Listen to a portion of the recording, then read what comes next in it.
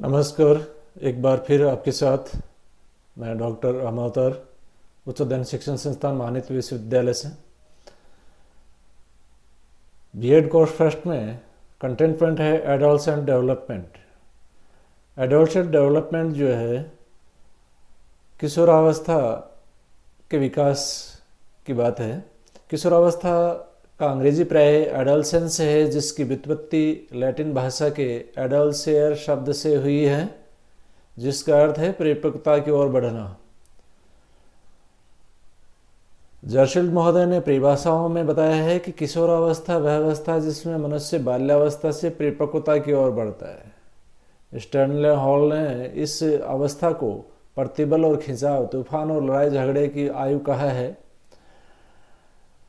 तूफान की अवस्था कहा है स्टैनले हॉल ने। ब्लेयर, जॉन्स, एम सिम्पसन के विचारानुसार किशोरावस्था प्रत्येक व्यक्ति के जीवन का वह काल है जो बाल्यावस्था के अंत में आरंभ होता है और प्रौढ़ावस्था के आरंभ में समाप्त हो जाता है। किशोरावस्था जीवन का सबसे कठिन काल है। इस संदर्भ में किलपैट्रिक ने जो है जीवन का प्रश्न यहाँ बनता है, किशोरावस्था जीवन का कठिन काल है, इस तर्क दीजिए। तो किलपैट्रिक महोदय ने इसके संदर्भ में कुछ अपने तर्क दिए हैं। किशोरावस्था में किशोर अपने अनेक अप्रिय बातें जो है उसमें पाई जाती हैं, जैसे उद्दंडता, कठोरता, भुल्लक्कड़पन, पशुओं के प्रति निष्ठुरता, आत्म प्रदर्शन का भाव, कल्पना लोक और दिव्य स्वप्नों में विचरण करने की आदत।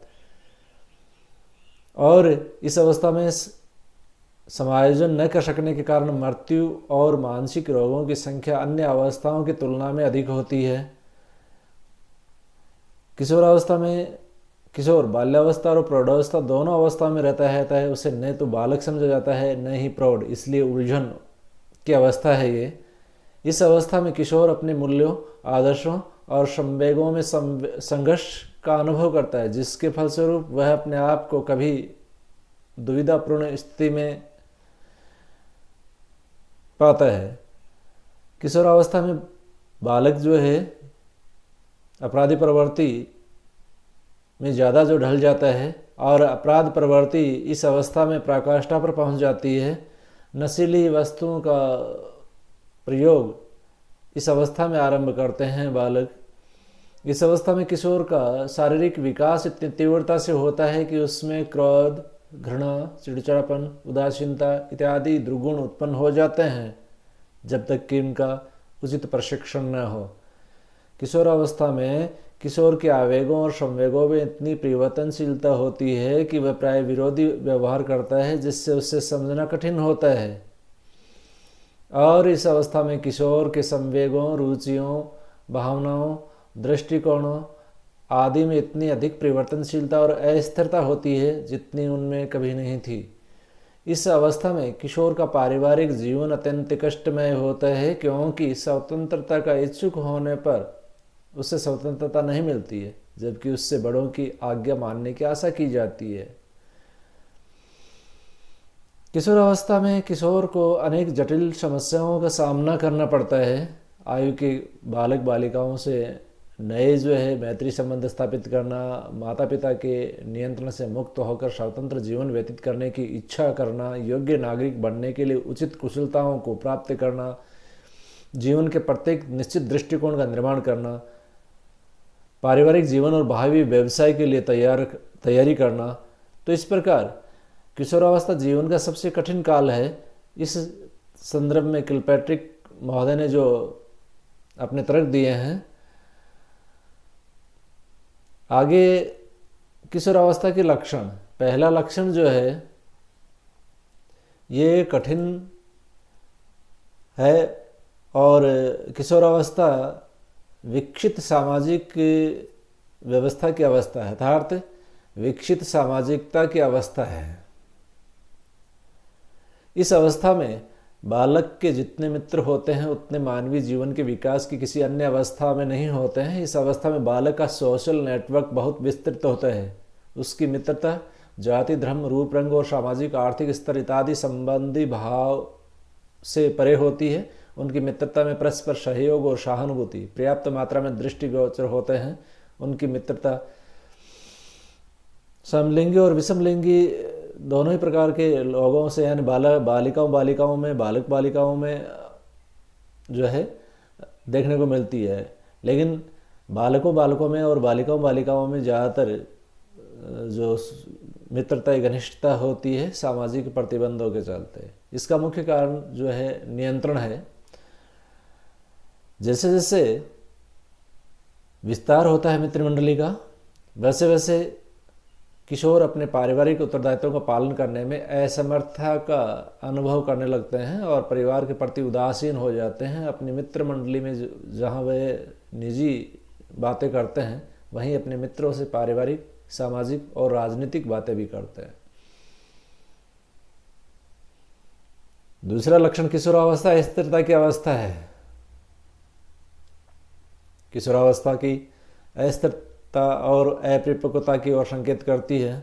किशोरावस्था इसकी अस्थिरता इस बात का संकेत देती है कि किशोर अपने स्वयं के संबंध में अनिश्चित होता है और वह स्वयं को नई स्थिति के अनुसार समायोजित करने के लिए प्रयत्नशील होता है। किशोरावस्था में समायोजन संबंधी अस्थिरता और संवेगात्मक अस्थिरता अधिक मात्रा में होती है। हरलॉक महोदय ने बताया कि किशोरावस्था एक भाव प्रधान अवस्था है, परंतु इसमें अस्थिरता होती है।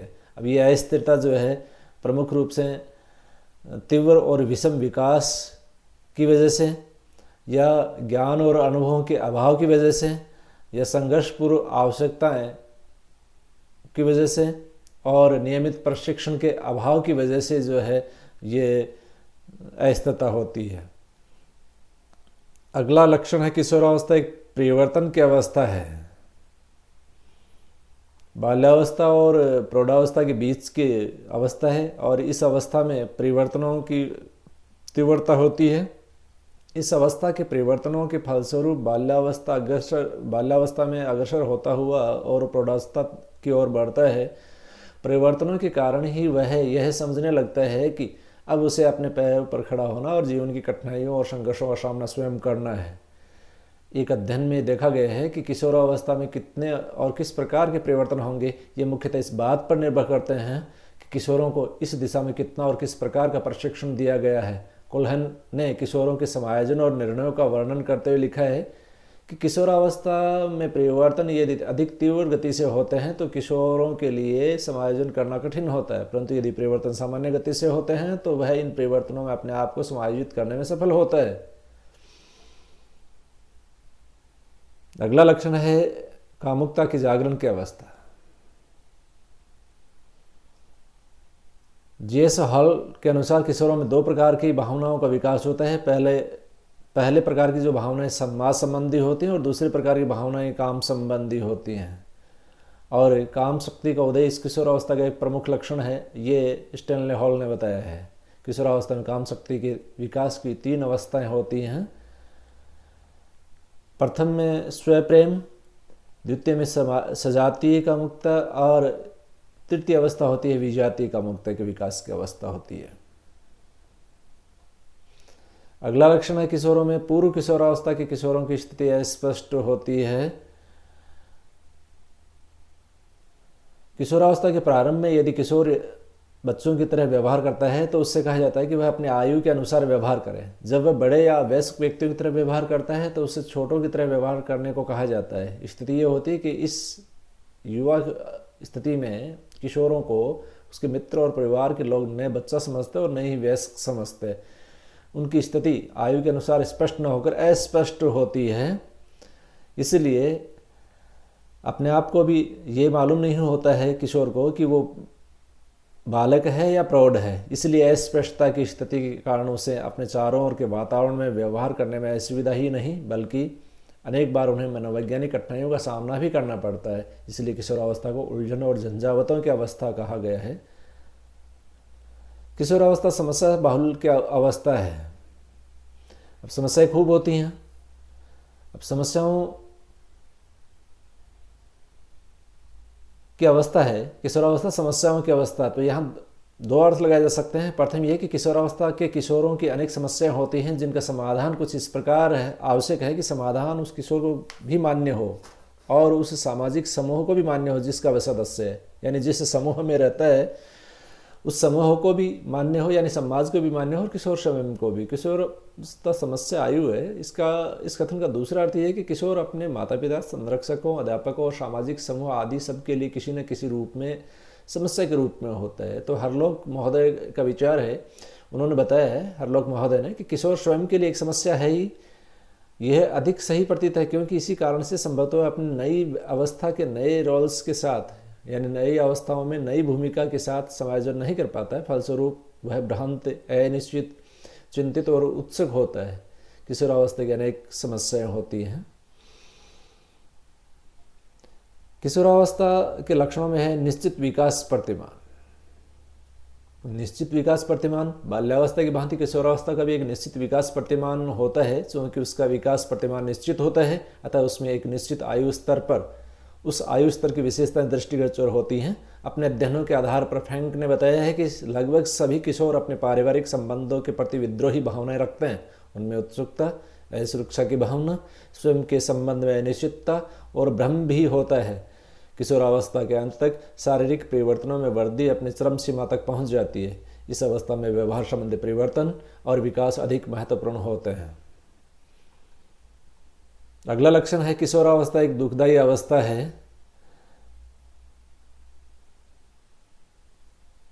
किशोरावस्था एक दुखदायी अवस्था है। कैसे? क्योंकि उपयुक्त वर्णन हो चुका है कि किशोरावस्था में किशोर दूसरों के लिए भी एक समस्या नहीं है, वह स्वयं के लिए भी समस्या है, अर्थात स्वयं को भी समस्या का सामना करना पड़ता है। फिर ऐसी स्थिति में किशोरावस्था सुखदायी कैसे रह सकता है? बाल्यावस्था में बालक अपने समस्याओं का समाधान इसलिए अधिक सरलता से कर लेता है कि उसे उसके परिवार से बहुत अधिक सहायता मिल जाती है, परंतु किशोरावस्था में उसे इस प्रकार की सहायता नहीं मिल पाती, तो उसके लिए समस्या और ज़्यादा दुखदायी हो जाती है। क्योंकि समस्याओं का समाधान करने के लिए परिजन और परिवार और समाज जो है किशोर को स्वयं जिम्मेदार समझता है, क्योंकि वो प्रौढ़ होने की आकांक्षा रखते हैं। अगला लक्षण है किशोरावस्था शैशवावस्था की पुनरावृत्ति है। शैशवावस्था में असामाजिकता की स्थिति होती है। जोन्स के अनुसार किशोरावस्था शैशवावस्था की पुनरावृत्ति है। ये बहुत ही महत्वपूर्ण कथन है। किशोरावस्था शैशवावस्था की पुनरावृत्ति है, ये कथन है जोन्स का, क्योंकि किशोरावस्था के अनेक लक्षण शैशवावस्था से मिलते जुलते हैं। शिशुओं की बातें उसे ये भ्रांति होती है कि वह दूसरे व्यक्तियों के आकर्षण का केंद्र है, परंतु बहुत ऐसा नहीं होता है, ज़्यादातर ऐसा नहीं होता है। शिशु की भांति उसे अपने चारों ओर के वातावरण में समायोजन भी करना पड़ता है। उसे समायोजन में कठिनाई उसके शारीरिक और मानसिक विकास के कारण होती है। इस अवस्था में शिशुओं की भांति उसे संवेदनशीलता की मात्रा अधिक होती है। इस अवस्था में उनकी कामुकता माँ की अपेक्षा विपरीत लिंग के सदस्यों की ओर प्रभावित दृष्टिगोचर होती है। उपरोक्त विशेषताओं से स्पष्ट है कि किशोरावस्था शैशवावस्था की पुनरावृत्ति है। यह उमंग पूर्ण काल्पनिक या कल्पना की अवस्था है।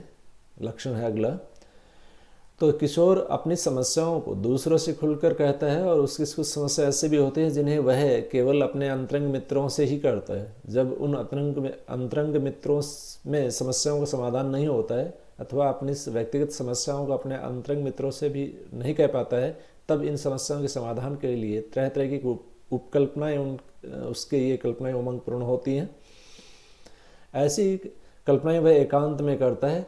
जब किशोर वास्तविक जीवन से निराश हो जाता है, तो इस अवस्था में भी वह अपनी उमंगपूर्ण कल्पना लोक में विचरण कर शांति और सुख प्राप्त करता है। अत्यधिक कल्पना उसको उमंगपूर्ण बना